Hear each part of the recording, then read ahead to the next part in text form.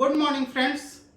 आज हम रेलवे के वैसे क्वेश्चन को डिस्कस करेंगे जैसे पिछले वीडियो में हमने बात किया था कि डिविजिबिलिटी का रूल, लेकिन बहुत लोगों का पर्सनली कमेंट आया कि डिविजिबिलिटी का रूल कुछ पूछता नहीं है ना। तो हम कोशिश करते हैं कि रेलवे में जो क्वेश्चन पूछा है डिविजिबिलिटी से रिलेटेड उस पर हम बात करें। पहला क्वेश्चन जो पूछा है कि निम्नलिखित में से कौन सी संख्या 12 से विभाज्य है। 12 से विभाज्य है और उसके लिए ऑप्शन 4 दे रखा है। क्या कह रहा है? 12 से विभाज्य ना, 12 से विभाज्य। तो 12 से विभाज्य होने के लिए आप पहले क्या करेंगे कि 12 को तोड़ेंगे। 12 को वैसे तो टर्म में गुणनफल के रूप में तोड़ें जिसके बीच HCF 1 हो, है ना। तो इसको क्या तोड़ सकते हैं? 3 गुना 4। अगर जो 3 गुना 4 के हिसाब से तोड़ते हैं तो इसका HCF कितना आएगा? 1 आएगा। हमेशा कोशिश करना कि जो बड़ा नंबर दिया गया है उसको तोड़ने का प्रयास करना और ऐसे प्रयास करना कि जिसका HCF जो है, अगर जो तोड़े तो उसका HCF कितना प्राप्त हो? 1 प्राप्त हो। कोशिश ये भी करना है कि लगातार रहे। लगातार रहने से क्या है कि आपको, है ना, बेनिफिट मिलता है। खैर, यह ऑप्शन कहते हैं 12 से विभाज्य के लिए कह रहा है, उसको हम तोड़ दिए 3 से और 4 से। अब हम डिविजिबिलिटी का रूल में पढ़ाए होंगे, पिछले लेक्चर में हमारा चेक करेंगे। तो डिविजिबिलिटी का रूल पढ़ाए थे कि 3 से कौन सी संख्या कट सकती है। 3 से कटने का है कि अगर पूरे संख्या को जोड़ दीजिए, पूरे संख्या को जोड़ दीजिए और यदि वह संख्या 3 से कट जाए तो वो पूरी संख्या 3 से कट जाएगी। कहने का मतलब है कि अगर जो पूरा संख्या को जोड़ेंगे और अगर जोड़ने के बाद वह संख्या जो आएगी वह 3 से विभाजित होगी तो वह पूरी संख्या 3 से डिविजिबल हो जाएगी। एग्जाम में तो ऐसा करेंगे नहीं ना कि 12 से चेक करेंगे कि हर एक को जो है 12 से काटेंगे, नहीं, इसको इस तरीके से करेंगे। अब देखिए 3 से डिविजिबिलिटी का रूल, 4 से क्या हम बोले थे कि अंतिम का 2 डिजिट यदि 4 से कट जाता है तो वो पूरी संख्या 4 से कट जाएगी। तो देखिए अंतिम इसका 2 डिजिट जो है सब में 12 है। इसका मतलब 4 से तो सभी कटेगा, 4 से सभी कटेगा। अब 3 से कटने का रूल यही है कि सबको जोड़ लीजिए और जो संख्या जो आएगा संख्या अगर वो 3 से विभाजित होगा तो वह पूरी संख्या किससे विभाजित होगी? 3 से विभाजित होगी। क्वेश्चन देखिए, इसको जोड़ लेते हैं 6 3 9 4 13 1 14 2 16। इसको जोड़ के आता है 16 और 16 3 से कटेगा क्या? नहीं कटेगा। इसका मतलब ये आपका ऑप्शन नहीं होगा, मतलब ये आपका कट गया। दूसरा जोड़िए 4 3 7 4 11 1 12 2 14। इसको जोड़ करके कितना आया? 14। इसका मतलब ये 3 से नहीं कटेगा तो ये पूरी संख्या 3 से नहीं कटेगी। अगले को चेक कर लेते हैं। 3 3 6 4 10 1 11 2 13। इसको जोड़ करके कितना आता है? 13 अब आ रहा है। इसका मतलब ये भी 3 से नहीं कटेगा। इसको जोड़ लेते हैं 5 3 8 4 12 1 13 और 2 15। 15 जो है 3 से कट रहा है, 3 से कट रहा है, 4 से तो ऑलरेडी कट ही रहा है अंतिम 2 डिजिट। इसका मतलब है कि ये आपका क्या हो जाएगा? आंसर हो जाएगा। ठीक। अगला क्वेश्चन पूछा है, कह रहा है कि वह छोटी से छोटी संख्या ज्ञात कीजिए जिससे 1875 को विभाजित करने पर एक पूर्ण वर्ग प्राप्त होता है। अब एक चीज समझिए कि किसी भी संख्या को, है ना, इसमें छोटी से छोटी संख्या दिया गया, कहा कि कौन सी संख्या जो है इससे विभाजित करनी। इसमें 2 ऑप्शन रह सकता है, एक विभाजित करने का ऑप्शन रह सकता है, एक विभाजित करने का ऑप्शन रह सकता है और दूसरा गुना करने का ऑप्शन रह सकता है। ये दोनों रह सकता है, तो इसमें घबराने की जरूरत नहीं है। क्वेश्चन बोला है कि वह छोटी से छोटी संख्या ज्ञात कीजिए जिससे 1875 को 1875 को विभाजित करेगा तो एक वर्ग संख्या आना चाहिए, है ना। तो उसका ऑप्शन दे रखा है। अब देखिए 1875 को दे रखा है तो आप ऐसा करेंगे कि 1875 को तोड़िए तो यहां 3 से, अब देखिए डिविजिबिलिटी का रूल यहां भी काम करेगा। क्यों काम करेगा? आप किसी चीज से काटना चाहते हैं तो डिविजिबिलिटी का रूल आपको पता होगा तो आसानी से काट सकते हैं। जैसे देखिए ये 2 से नहीं कटेगा, 5 से तो कटेगा, क्योंकि यूनिट डिजिट कितना है 5 है, तो 5 से कटेगा। 3 से कटने का रूल क्या कहता है कि सबको जोड़ दीजिए, यदि 3 से कट जाता है तो 3 से काट देंगे।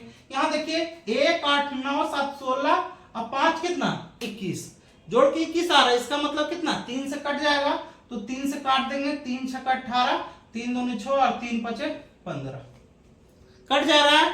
फिर देखिए अब देखिए 3 से कटने का रूल क्या कर रहा है कि जो है जोड़ करके फिर भाग देंगे, तो यहाँ 6 2 8 5 13, ये 3 से नहीं कट रहा। देखिए 5 लास्ट में 5 है, इसका मतलब है कि यह संख्या 5 से तो कटेगी, तो 5 से कटेगी तो 5 एकम 5, ठीक है। फिर से 5 से काटेंगे तो 5 से 25 5 125, फिर 5 से 5 5 25। कह रहा है कि वह छोटी से छोटी संख्या कौन सी होगी जो 1875 के क्या करेंगे भाग करना है और पूर्ण वर्ग प्राप्त होता है। इसका मतलब वर्ग प्राप्त होता है, इसका मतलब 2 का एक काउंटिंग होगा, है ना।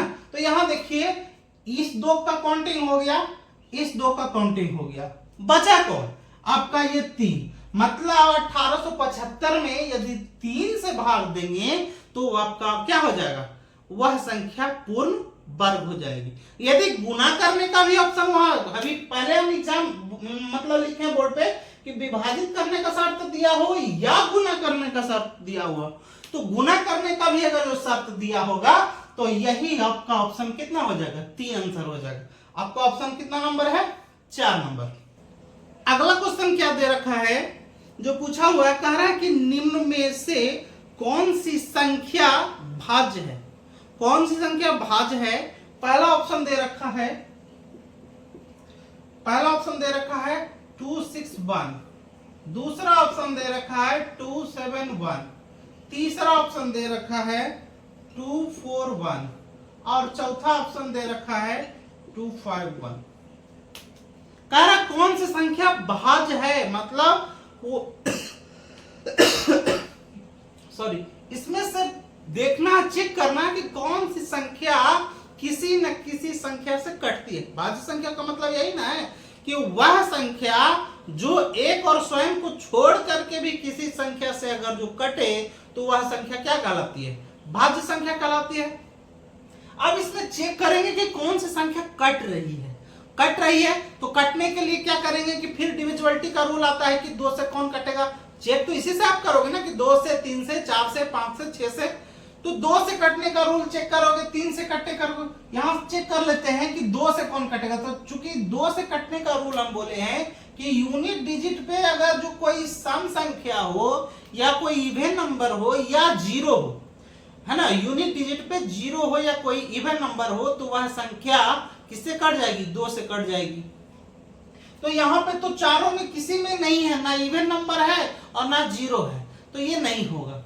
फिर ऑप्शन आता है, फिर 3 से कटने का नियम कहता है कि सब नंबर को जोड़ दीजिए, यदि वह संख्या का योगफल 3 से कट जाता है तो वह पूरी संख्या 3 से क्या हो जाएगी विभाजित हो जाएगी। यहाँ देखिए 6 2 6 8 1 9 जोड़ करके 9 आ रहा है, इसका मतलब यही संख्या किससे विभाजित हो जाएगी 3 से विभाजित हो जाएगी।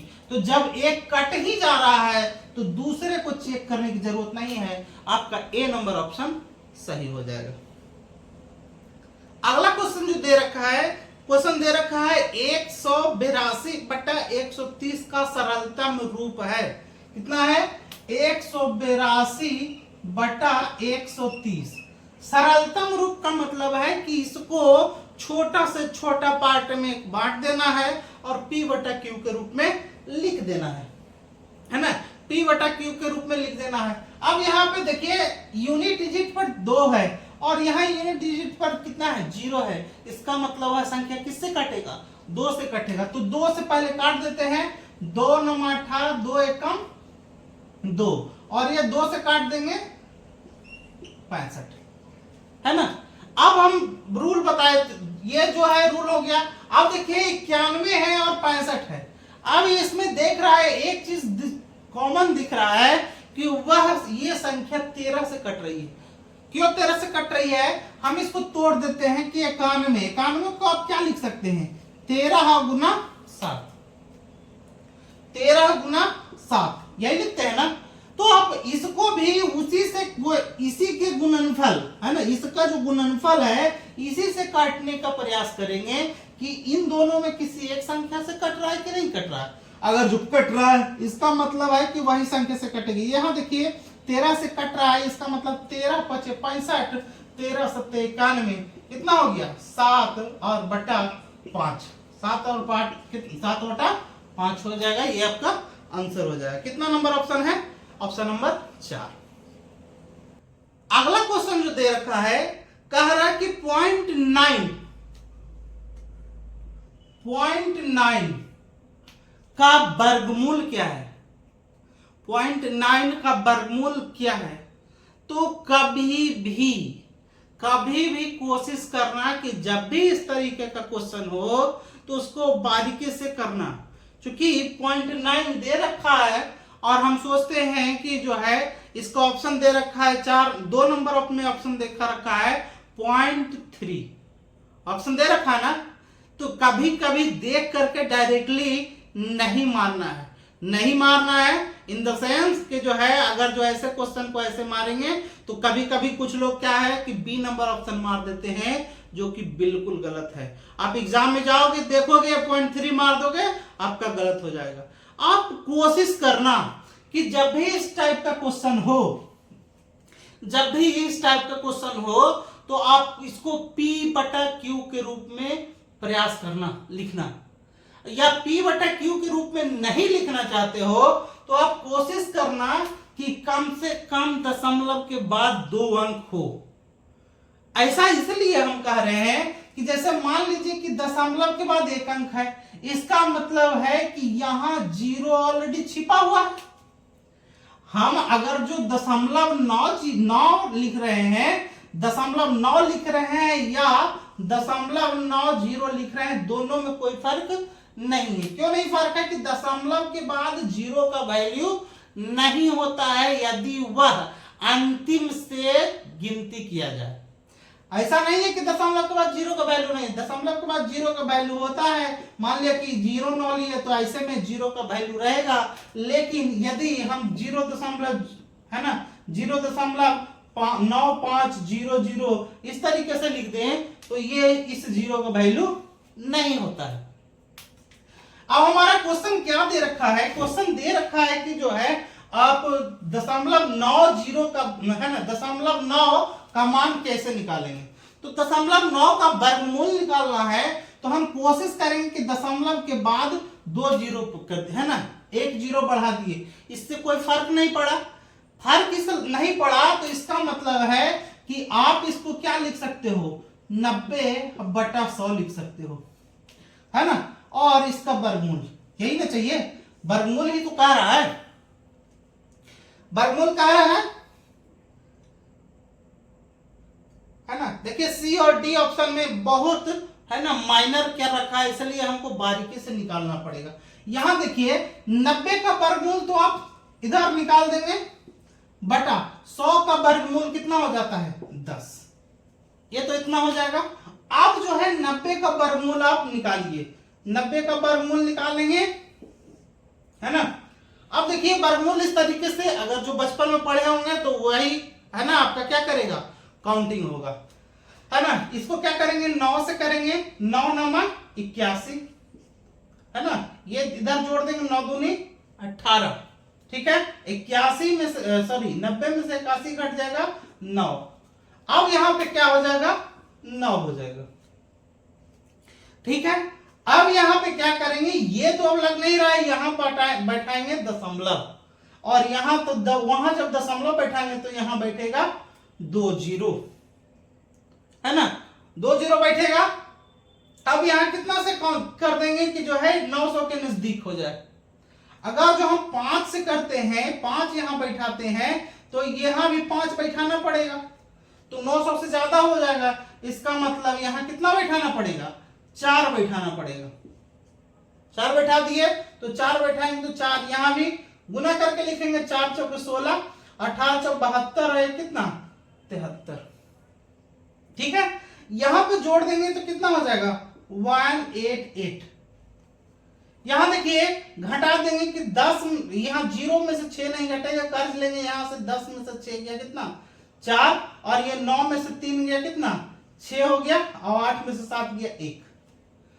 अब चूंकि यहां दशमलव ऑलरेडी बैठा हुआ है, यहां देखिए 4 से लिखे थे तो यहां 4, यहां ऑलरेडी दशमलव बैठा हुआ है, इसका मतलब यहां कितना बैठेगा 00, और यहां कितना बैठेगा, यहां कितना बैठेगा 00 बैठ जाएगा।